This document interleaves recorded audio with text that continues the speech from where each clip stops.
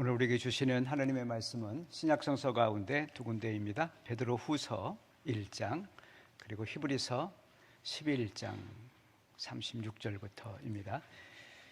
먼저 베드로후서 1장 5절에서 8절까지의 말씀을 봉독하겠습니다. 하나님의 말씀을 경청하시길 바랍니다. 그러므로 여러분은 열성을 다하여 여러분의 믿음의 덕을 더하고 덕의 지식을 더하고 지식의 절제를 더하고 절제의 인내를 더하고 인내의 경건을 더하고 경건의 신도 간의 우애를 더하고 신도 간의 우애의 사랑을 더하도록 하십시오. 이런 것들이 여러분에게 갖추어지고 또 넉넉해지면 여러분은 우리 주 예수 그리스도를 아는 일에 게으르거나 열매를 맺지 못하는 사람이 되지 않을 것입니다. 이어서 히브리서 11장 36절부터 12장 3절까지의 말씀입니다.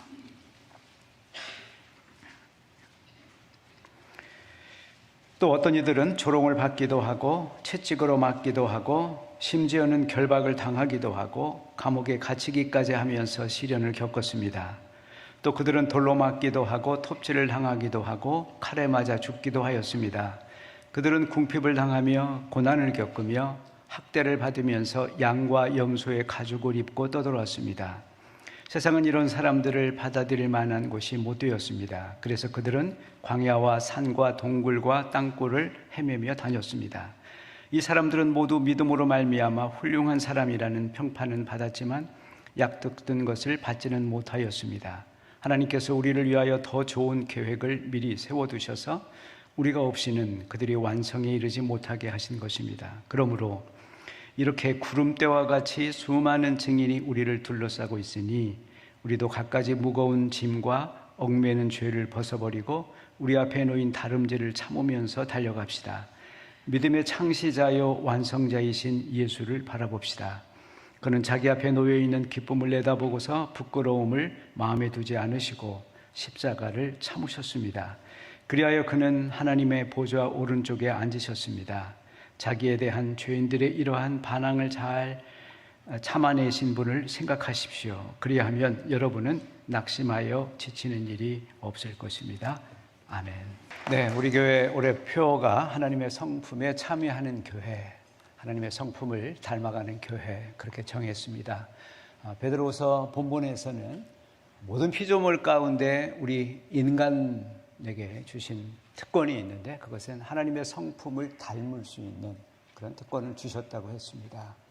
두 번째 설교할 때에 우리의 믿음과 성품의 관계는 마치 나무에 보이지 않는 뿌리와 열매의 관계와 같은 것이다. 그런 말씀을 드렸습니다.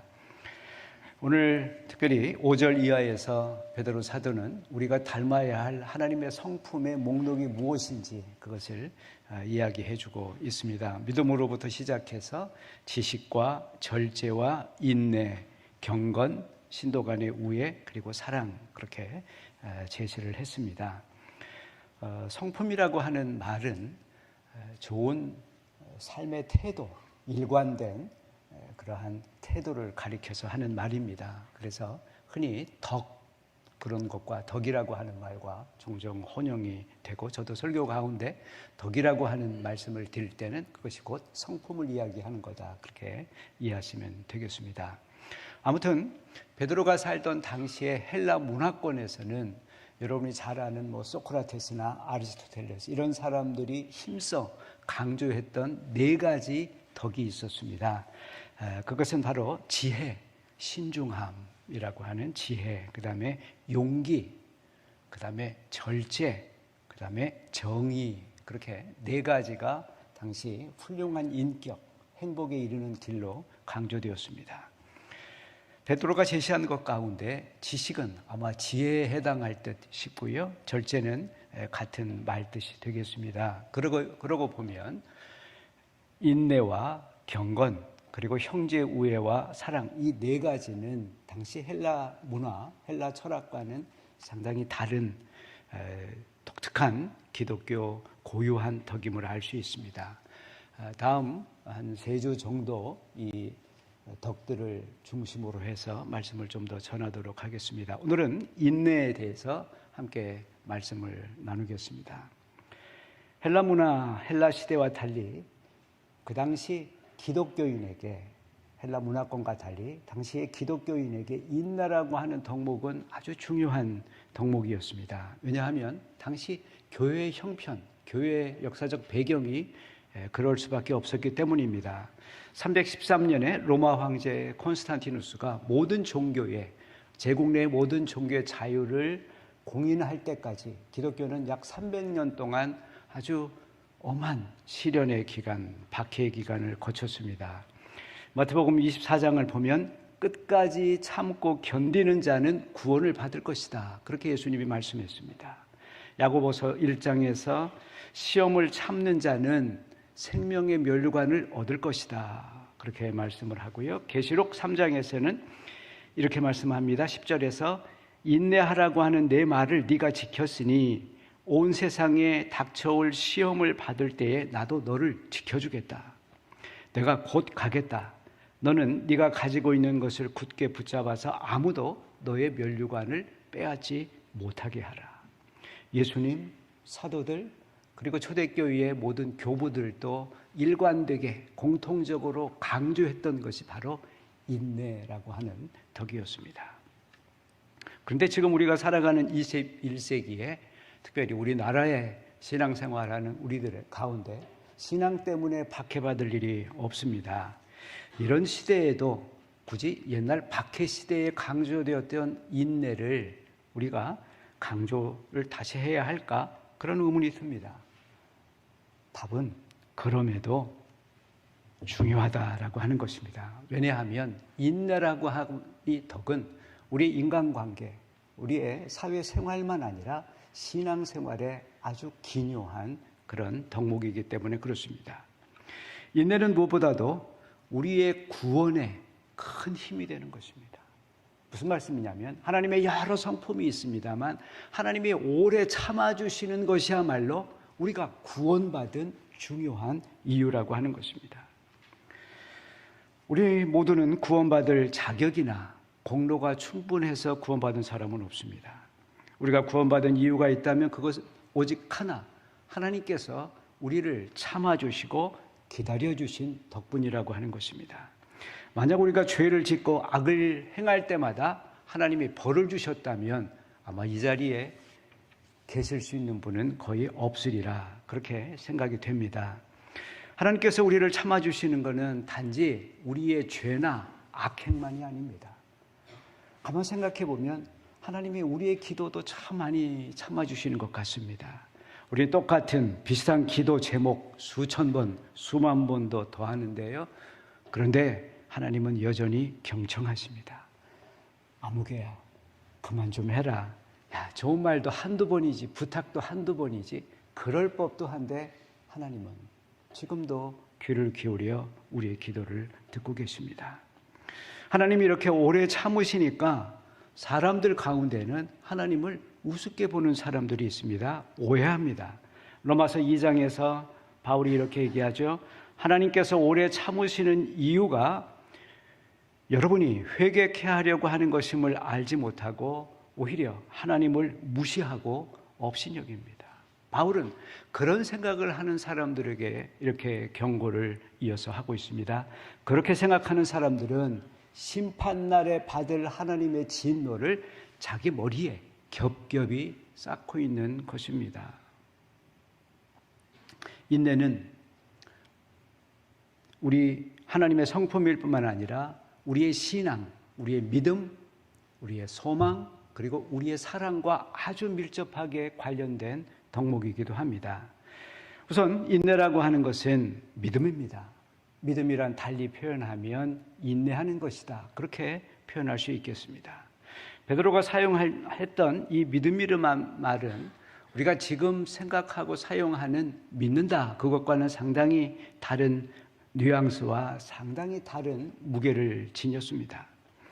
지금은 종교의 자유의 시대다 보니까 어떤 사람이 신앙을 가지든 가지지 않든 그것 때문에 목숨을 거는 그런 일은 없습니다. 하지만 당시 로마 황제를 모두가 신으로 숭배하던 로마 제국 시대에 로마 황제가 아닌 다른 신을 주님 그렇게 고백한다고 하는 것은 굉장히 심각한 문제였습니다. 그것은 자기의 목숨을 거는, 자기의 삶을 거는 일이었습니다. 로마 황제 대신에 예수 그리스도께 기도한다고 하는 것은 로마 황제에 대해서 저항하고 반역하는 그러한 의미로도 해석이 되었습니다. 그래서 당시 기독교인들은 수많은 형태의 사회적 불이익을 받았습니다. 박해와 탄압을 피할 수가 없었습니다.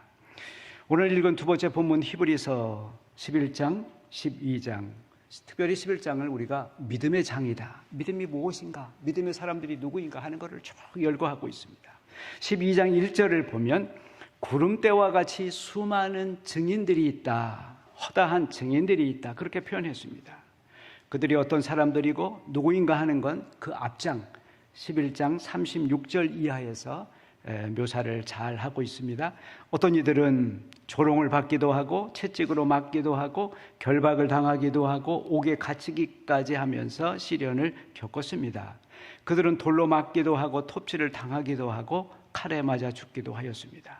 그들은 궁핍을 당하며 고난을 겪으며 학대를 받으면서 양과 염소의 가죽을 입고 떠돌았습니다.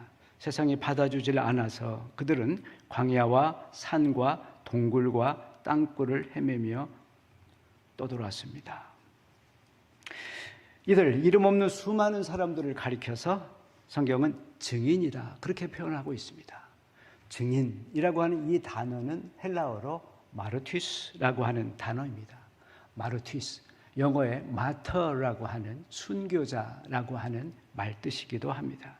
그러니까 당시 증인으로 불렸던 사람들, 믿음을 가졌던 사람들, 그들은 동시에 순교자였던 것입니다. 히브리서 저자는 그렇게나 무겁고 심각한 믿음, 그 믿음의 표상으로 바로 예수 그리스도를 2절에서 표현하고 있습니다. 예수님을 가리켜서 뭐라고 합니까? 우리들이 믿는 것의 표상이고 그 믿음을 완성한 분이다. 그렇게 표현하고 있습니다. 그러면서 믿음의 표상이신 예수께서 우리에게 보여주신 믿음이 어떤 것이냐 하는 것을 이렇게 설명하고 있죠. 2절을 보면 그분은 자기 앞에 놓여있는 기쁨을 내다보면서 십자가를 참으셨습니다. 그렇습니다. 믿음이 무엇이냐? 그 믿음이 무엇인가를 보여주신 분이 예수 그리스도이신데 예수께서 보여주신 믿음의 내용이 무엇이냐? 그럴 때 그것은 바로 자기 앞에 놓여있는 기쁨, 영광을 바라보면서 오늘 십자가의 수치와 모욕과 고통을 참아내는 것. 그런 의미에서 예수님께도 우리에게도 믿음은 십자가를 지는 일이다. 그렇게 말할 수가 있습니다. 예수님께서는 제자가 되고 싶어하는 사람들에게 한 가지를 요구하셨습니다.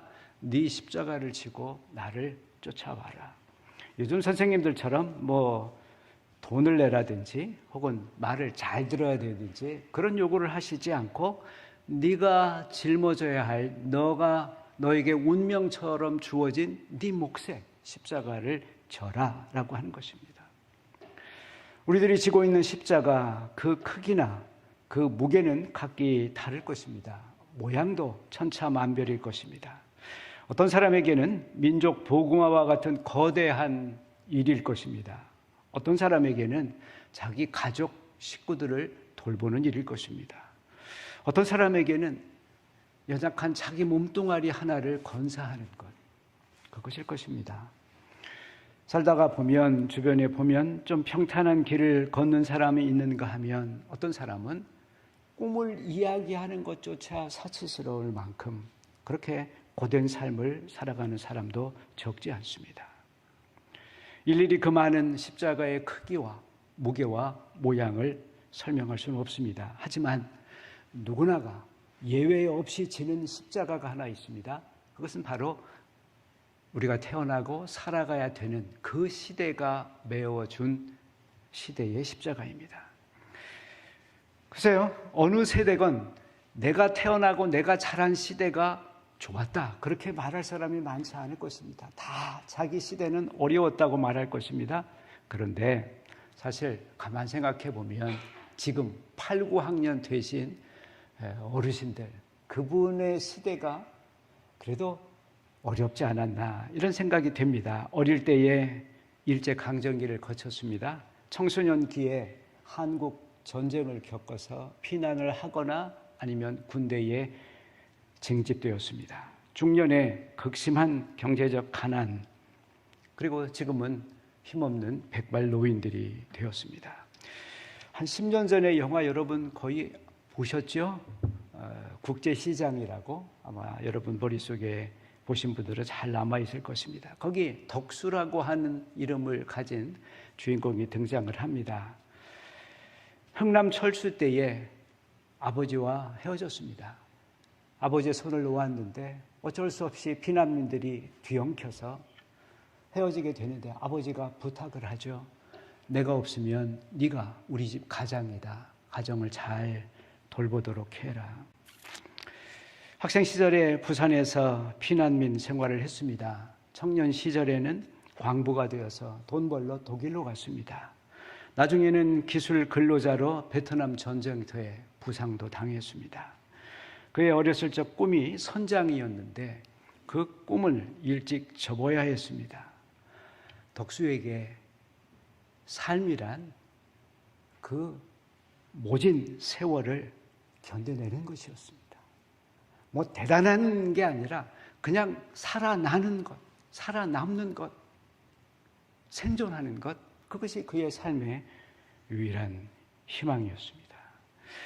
온몸으로 세파를 견디면서 이젠 주름이 자글자글한 백발 노인이 된 이 주인공이 마지막 독백이 있습니다. 하늘을 쳐다보면서 하는 얘기가 아버지, 이만하면 나 잘 살았지.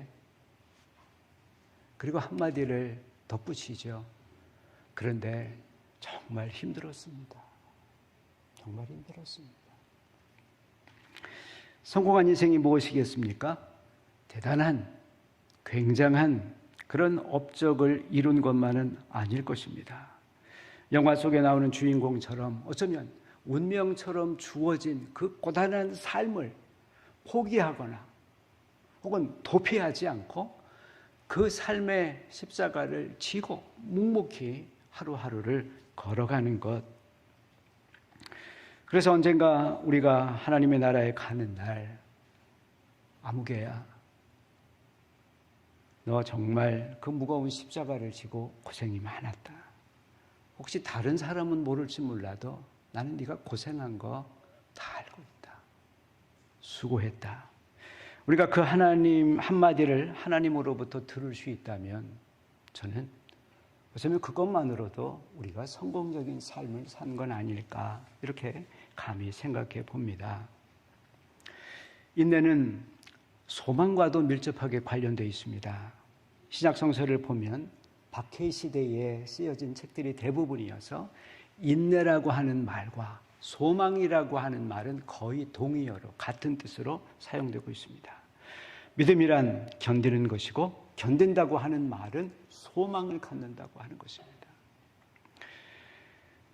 사도 바울이 로마서에서 그런 얘기를 했습니다.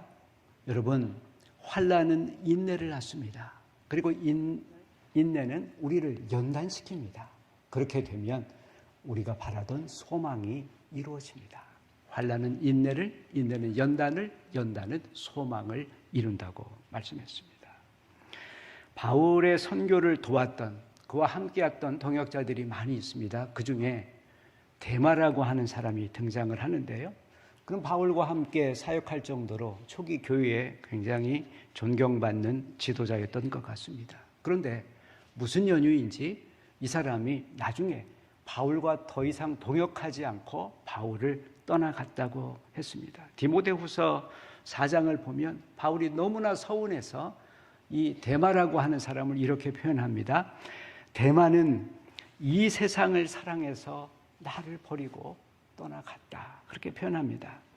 여기 헬라어 본문을 보면은요, 이 세상을 사랑해서라고 하는 그 문장을 뭐라고 표현을 했냐면 아가파오 누인 아이오나 그렇게 표현했습니다. 죄송합니다. 제가 헬라어를 자꾸 써서. 근데 좀 중요한 듯해서요. 아가파오, 여러분 아시죠? 아가페, 사랑한다. 그 다음에 누인은 뭐냐면 현재를 나타내는 시제입니다. 누인. 그 다음에 아이오나라고 하는 말은 시대, 어떤 시대를 가리키는. 그러니까 이 말은 뭐냐면 데마가 이 세상을 사랑했다라고 하는 말은 데마가 현재를 사랑했다, 그 말입니다. 다시 말하면 당시 그리스도인들처럼, 당시 함께 사역했던 사람들처럼 장차 오실 예수 그리스도에 대한, 종말에 대한, 부활에 대한 그 희망을 놓쳐버리고 그 희망을 내버리고, 그렇게 되니까 어쩔 수 없이 세상으로 떠나갈 수밖에 없게 되었다라고 하는 것입니다. 그렇지 않습니까?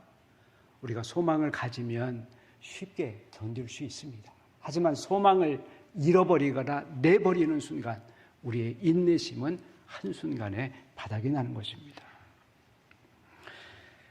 인내는 믿음과 소망만 아니라 사랑과도 관련이 되어 있습니다. 사랑이 무엇인지, 사랑을 표현하는 여러 방법 가운데 하나가 참는 것입니다.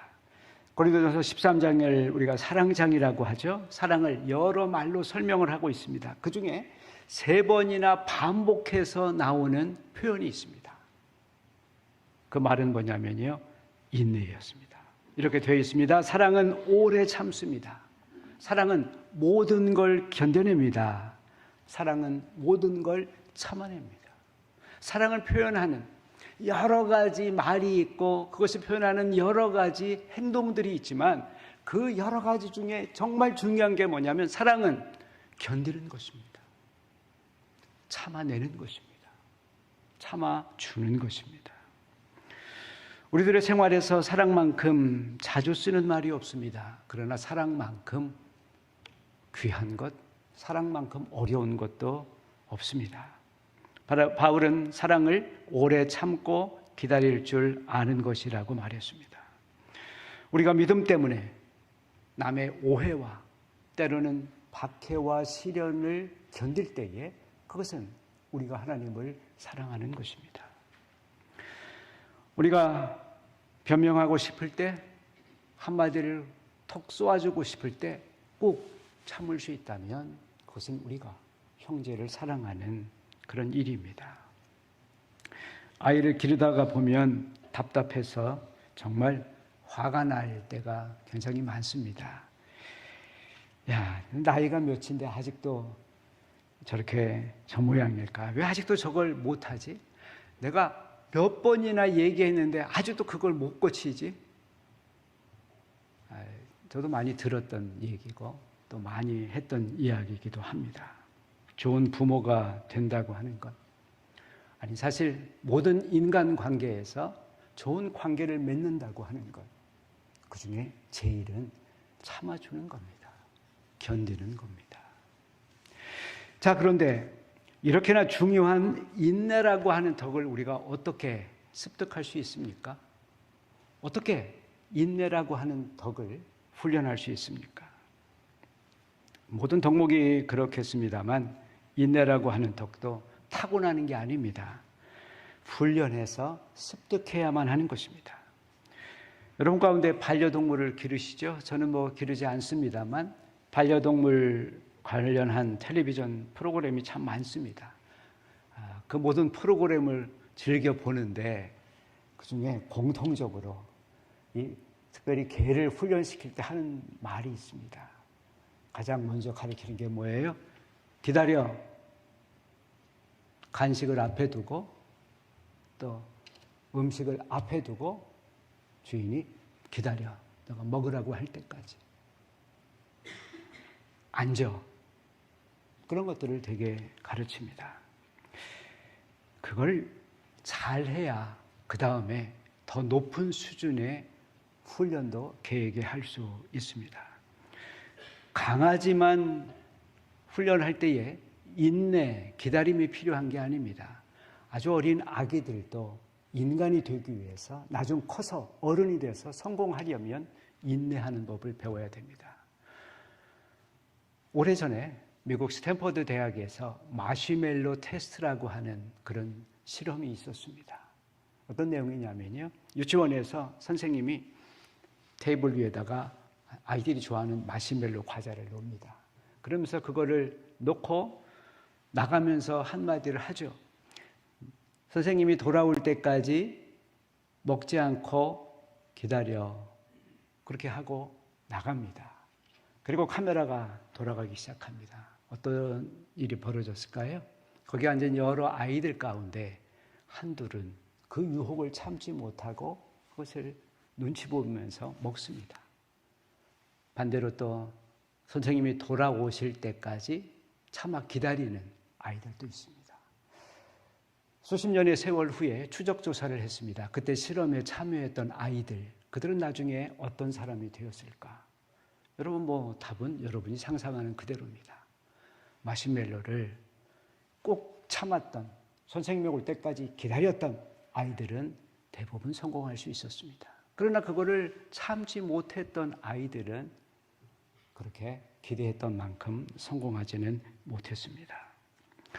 우리는 세상의 성공을 위해서도 참는 것이 얼마나 중요한 것인가를 잘 압니다.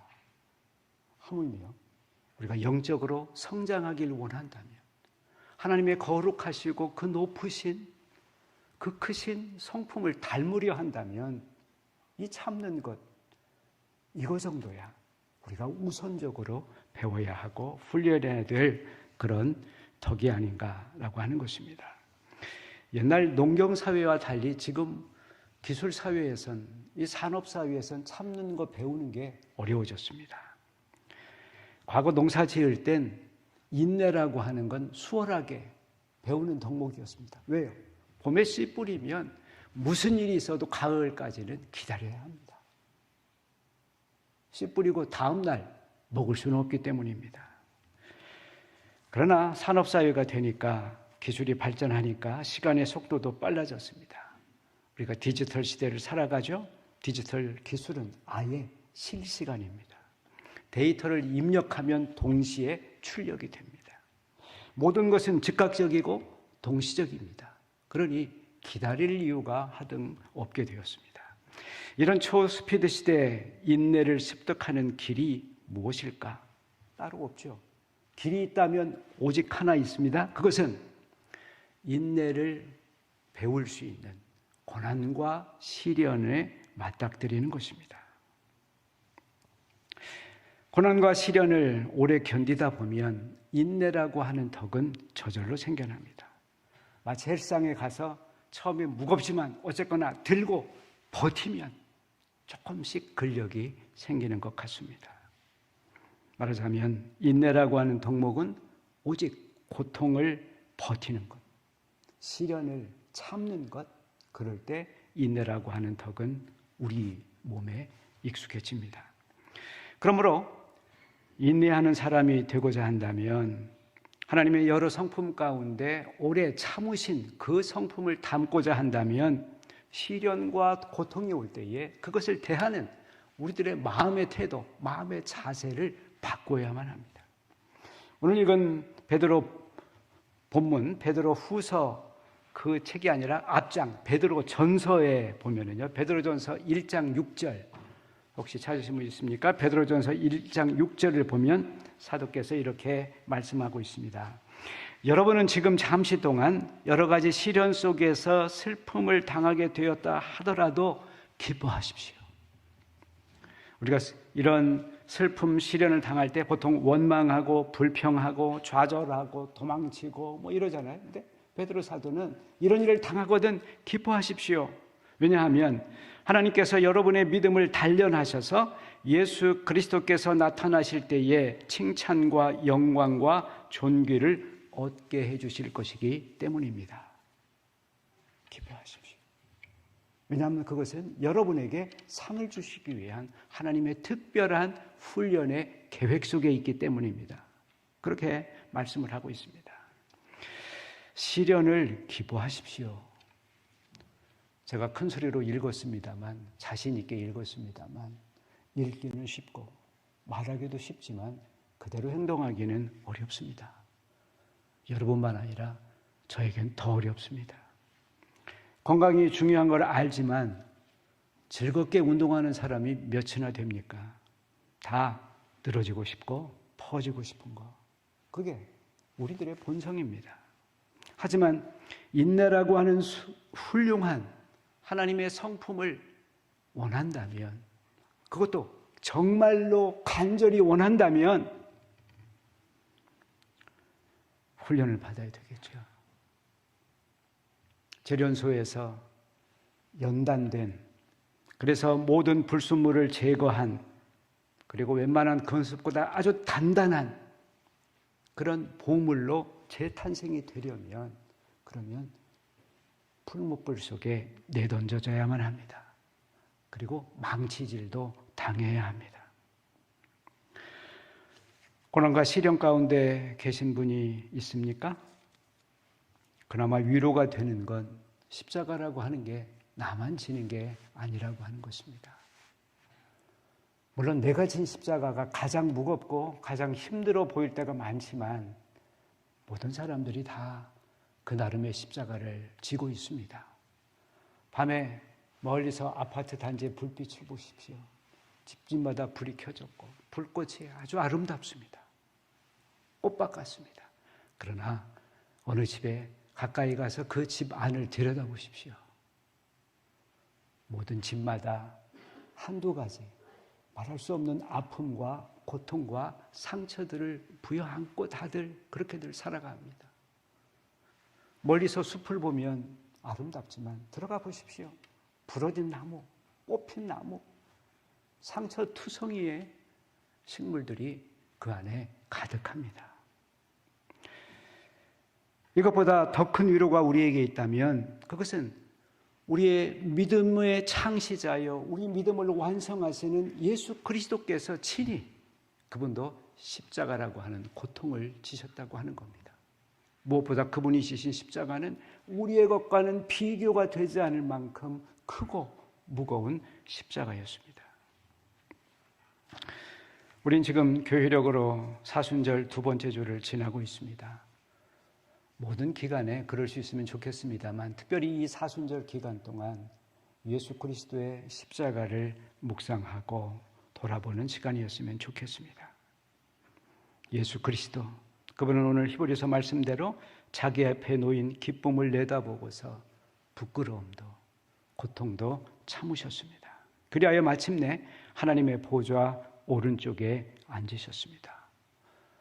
사랑하는 교우 여러분, 우리의 믿음의 표상이신 또 우리가 고통 가운데 우리를 위로하시는 예수 그리스도, 그분이 보여주신 대로 또 그분이 우리들에게 부탁하신 대로 우리가 함께 우리 자신의 비록 작지만 혹은 조금 가벼운 것일 수 있지만 우리 몫의 십자가를 지고 묵묵하게 또 한 주간을 살아가시는 저와 여러분이 되기를 바랍니다. 기도하시겠습니다. 은혜의 주님, 우리를 오래 참아주셔서 우리를 구원해 주신 은총을 감사를 드립니다. 십자가의 수치와 고통을 참아내셔서 우리의 죄를 속하신 은총에 감사를 드립니다. 우리에게 믿음을 주셔서 오래 참는, 잘 견디는 그런 한 주간이 되게 해 주시옵소서. 예수 그리스도의 이름으로 기도하였습니다. 아멘.